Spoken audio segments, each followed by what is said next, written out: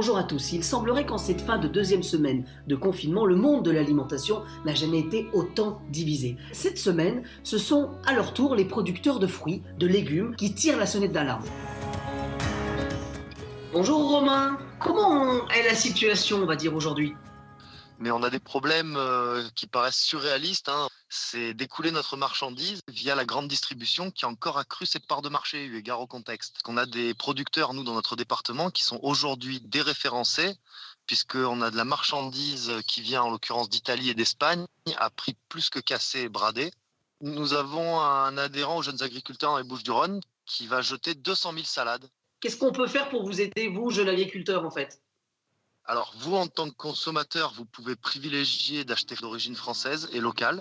Et puis, on peut tous ensemble mettre la pression sur les distributeurs pour qu'ils signent, pourquoi pas, une charte pour écouler la marchandise locale et continuer à faire vivre le tissu agricole.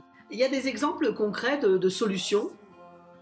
Ouais, si on peut le citer, c'est l'Intermarché d'Orgonde qui a fait un appel aux producteurs dans son rayon d'action pour dire qu'ils étaient prêts à les référencer, même s'ils n'ont pas l'habitude de travailler avec eux. On a la mairie de Gignac, autour de l'étang de Berre, qui a contacté des producteurs pour que les agriculteurs puissent planter, lancer la production, et pour que l'approvisionnement de la commune d'ici 2-3 mois en produits frais soit assuré. Mais le grand paradoxe de cette crise, c'est que finalement, d'autres producteurs qui, eux, étaient dans des circuits plus courts, plus directs, tireraient leur épingle du jeu. La preuve avec La Ruche qui dit oui, qui toutes les semaines propose des produits de producteurs en direct. Franck, juste pour qu'on puisse mesurer l'impact, aujourd'hui, combien de commandes par exemple là, ce soir ? Ce soir, on va distribuer 80 commandes, un peu moins du double que d'habitude. Est-ce qu'il n'y a pas quelque chose de rassurant de se dire il n'y a plus d'intermédiaires en fait ? Sanitairement parlant, on a le consommateur, on a le producteur et il n'y a personne entre nous deux en fait.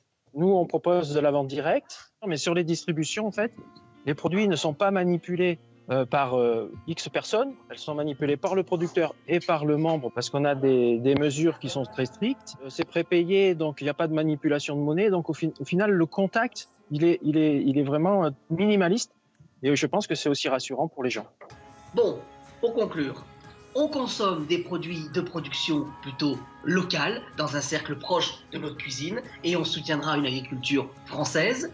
Deuxièmement, si on est patron de grande surface ou de moyenne surface, c'est possible. Vous pouvez vous aussi jouer le jeu et solliciter des producteurs de votre circuit autour de chez vous. Et puis enfin, si vous voulez commander en direct chez les producteurs, sachez qu'il y a des sites qui vous permettent de vous mettre en lien avec eux.